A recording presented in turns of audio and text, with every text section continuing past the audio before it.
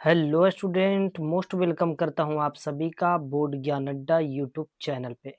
आपने इस वीडियो पे क्लिक किया, इसका मतलब आप भी क्लास 12th में पढ़ते हैं।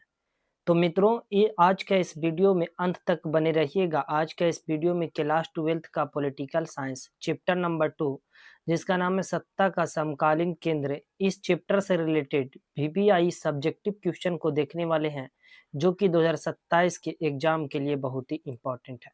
तो आपको भी 2027 में इंटर का बोर्ड एग्जाम देना है, तो इस वीडियो में अंत तक बने रहिएगा। ठीक है मित्रों, इस वीडियो को देखने के बाद आपको किसी भी अलग से किताब या तो फिर वीडियो को देखने की ज़रूरत नहीं पड़ेगी। ठीक है मित्रों, तो इस वीडियो में अंत तक बने रहिएगा। आपको इसी वीडियो में सारे सब्जेक्टिव क्वेश्चन जो है ना समझ में आ जाएंगे और सभी याद हो जाएगा। ठीक है, अपने साथ में कलम और कॉपी को लेकर के बैठें। ठीक है, चैनल पे अगर नए हैं तो इसे सब्सक्राइब कर लें। इस चैनल से क्लास 12th की संपूर्ण तैयारी कराई जाती है। वीडियो अगर अच्छा लगता है तो इसे लाइक कर दें और इसे अपने दोस्तों में ज़्यादा से ज़्यादा शेयर कर दीजिएगा। मैं बतला दूं मित्रों कि आपको बिल्कुल मुफ्त में पीडीएफ और नोट्स दिए जाएंगे। बस आपको व्हाट्सअप मैसेज करना है इस नंबर पे 9934796799। इस नंबर पे व्हाट्सअप मैसेज करना, आपको बिल्कुल मुफ्त में ही पीडीएफ और नोट्स दे दिए जाएंगे। तो चलिए बिना समय को बर्बाद किए ही शुरू करते हैं आज का इस सेशन को। देखेंगे मित्रों आज का पहला प्रश्न क्या है। तो मित्रों आज का पहला प्रश्न है, आसियान की स्थापना कब हुई थी, जो कि बहुत ही इंपॉर्टेंट है मित्रों। ठीक है, तो उत्तर हो जाएगा आसियान की स्थापना 1967 में बैंकॉक घोषणा पत्र पर हस्ताक्षर के साथ हुई थी। तो याद रखना, आसियान की स्थापना कब हुई थी, तो 1967 में हुई थी। ठीक है, 1967 में बैंकॉक घोषणा पत्र पर हस्ताक्षर के साथ हुई थी। ठीक है मित्रों, ये हो गया पहला प्रश्न। दूसरा प्रश्न है, आसियान के प्रमुख 3 स्तंभ कौन से हैं, है ना। 3 स्तंभ पूछा जा रहा है मित्रों। तो देखेंगे उत्तर हो जाएगा आसियान सुरक्षा समुदाय, ये पहला है। दूसरा आसियान आर्थिक समुदाय और तीसरा हो जाएगा आसियान सामाजिक सांस्कृतिक समुदाय। ठीक है मित्रों, तो इसमें जो है ना 3 फैक्ट को पूछा गया, तो ये 3 हो जाएगा, पहला, दूसरा और ये तीसरा। तो ये सभी को लिख लीजिएगा, याद कर लीजिएगा मित्रों, बहुत ही इंपॉर्टेंट है 2027 के एग्जाम के लिए। अगला प्रश्न है मित्रों, देखेंगे अगला प्रश्न है, आसियान शैली से क्या अभिप्राय है। उत्तर हो जाएगा आसियान के काम करने का अनौपचारिक, टकराव रहित और सहयोगपूर्ण तरीका आसियान शैली कहलाती है। ठीक है, तो इसी को आसियान शैली कहा जाता है।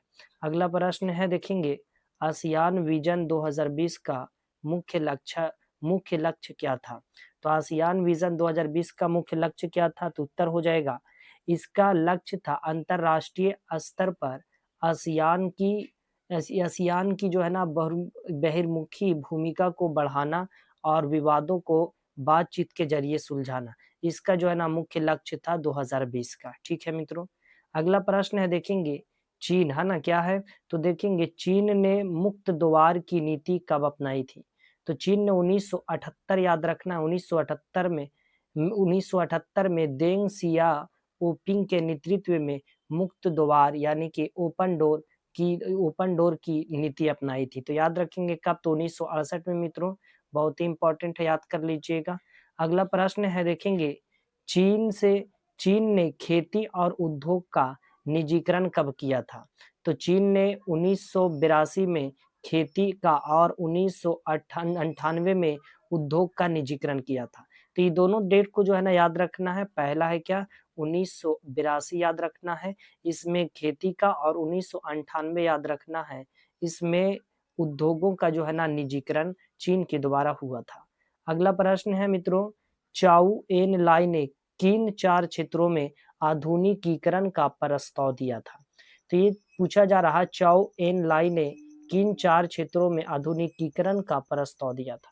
तो हो जाएगा कृषि पर, उद्योग पर, सेना तथा विज्ञान और औद्योगिकी पर। ठीक है, तो याद रखेंगे, बहुत ही इंपॉर्टेंट है मित्रों, है ना, याद रख लीजिएगा, अपने साथ में कॉपी किताब लेकर के बैठिए और लिख लीजिए इसे। अगला प्रश्न है, जापान को सत्ता का नया केंद्र क्यों माना जाता है।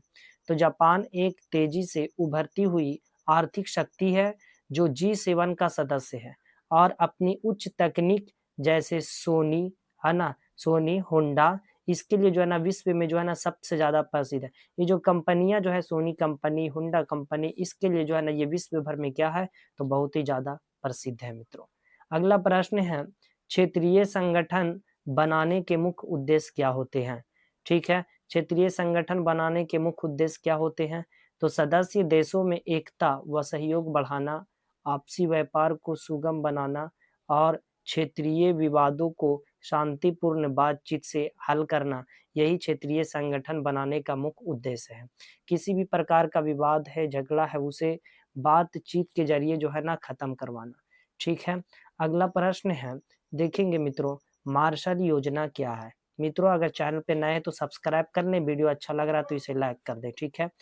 तो द्वितीय विश्व युद्ध के बाद पश्चिमी यूरोप की अर्थव्यवस्था को पुनर्गठित करने के लिए अमेरिका द्वारा दी गई आर्थिक सहायता को मार्शल योजना कहा जाता है। बहुत ही इम्पोर्टेंट है मित्रों, याद कर लीजिएगा, ठीक है? सभी को याद कर लीजिएगा, बहुत ही इम्पोर्टेंट है। बढ़ते हैं अगले प्रश्न की ओर। अगला प्रश्न है यूरोपीय संघ की स्थापना कब हुई थी? यूरोपीय संघ की स्थापना याद रखेंगे 1992 में, है ना? maastricht संधि के तहत में हुई थी। अगला प्रश्न है क्या ब्रिटेन अब जो है यूरोपीय संघ का सदस्य है? तो आंसर हो जाएगा नहीं, है ना? नहीं, ब्रिटेन अब यूरोपीय संघ का सदस्य नहीं है, ठीक है? क्योंकि ये 2016 के जनमत संग्रह के बाद 2020 में उसने औपचारिक रूप से संघ को छोड़ दिया और जिसे जिसे ब्रेक्जिट, है ना? क्या? तो ब्रेक्जिट कहा जाता है। तो ये इसका सदस्य जो है ना ब्रिटेन यूरोपीय संघ का सदस्य नहीं है मित्रों। अगला प्रश्न है यूरोपीय संघ के गठन के कोई 2 उद्देश्य बताइए। तो पहला उद्देश्य देखेंगे सदस्य देशों के बीच एक समान विदेश और सुरक्षा नीति अपनाना। दूसरा आपस में वीजा मुक्त आवागमन और व्यापार को बढ़ावा देना। तो ये दोनों है मित्रों, याद रखेंगे, बहुत ही इंपॉर्टेंट है।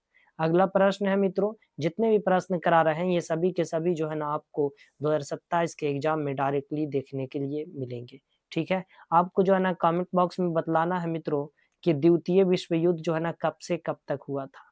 द्वितीय विश्व युद्ध जो है, ये द्वितीय विश्व युद्ध कब से कब तक हुआ था? कब से कब तक, ठीक है? कब तक हुआ था ये बतलाना है, ठीक है? आपको कमेंट करके बतलाना है द्वितीय विश्व युद्ध कब से कब तक हुआ था। यूरोपीय संघ को ताकतवर बनाने वाले प्रमुख कारक क्या है? तो यूरोपीय संघ की जो यानी क्या जीडीपी बहुत अधिक है, इसकी मुद्रा यूरो डॉलर को चुनौती देती है और इसके पास परमाणु हथियार व तो फिर वीटो पावर जो है ना यानी कि पावर भी इसके पास में है। आपको बतलाना है कि भारत की मुद्रा क्या है ना? कमेंट बॉक्स में बतलाना है भारत की मुद्रा क्या है? आपको ये कमेंट बॉक्स में बतलाना है। ठीक है मित्रों, तो ये सभी को याद कर लीजिएगा, बहुत ही इंपॉर्टेंट है और कमेंट करिएगा कि भारत की मुद्रा क्या है। अगला प्रश्न देखेंगे यूरोपीय संघ की 2 कमजोरियां बताइए। तो पहला कमजोरी सदस्य देशों की अलग-अलग विदेश और रक्षा नीतियां। दूसरा डेनमार्क और स्वीडन जैसे देशों का यूरो मुद्रा को ना अपनाना। ये जो है ना ये दोनों क्या है 2 कमजोरियां हैं, ठीक है? किसका? यूरोपीय संघ का, ठीक है? तो याद रखेंगे। आपको जो है ना एक अंतिम प्रश्न देता हूँ, तो आपको ये बतलाना है कि J7 में जो है ना कौन-कौन से देश शामिल हैं, ये आपको कमेंट करके जो है ना बतलाना है इसका उत्तर, ठीक है मित्रों? तो ये था आज का वीडियो क्लास 12th का पॉलिटिकल साइंस चैप्टर नंबर 2 से रिलेटेड इम्पोर्टेंट सब्जेक्टिव क्वेश्चन, ठीक है? अगले वीडियो में चैप्टर 3 से related most important VVI objective question को लेकर के आने वाले हैं। इसलिए चैनल पे अगर नए हैं तो इसे सब्सक्राइब कर लीजिएगा। वीडियो अगर अच्छा लगा है तो इसे लाइक कर दीजिएगा, है ना? और एक छोटा-सा कमेंट ज़रूर करिएगा। चैनल पे अगर नए हैं तो इसे सब्सक्राइब ज़रूर कर लीजिएगा। ठीक है मित्रों, और इसे अपने दोस्तों में ज़्यादा-ज़्यादा शेयर कर दीजिएगा। तब तक के लिए पढ़ते रहें, मस्त रहें, स्वस्थ रहें। जय हिंद, वंदे मातरम।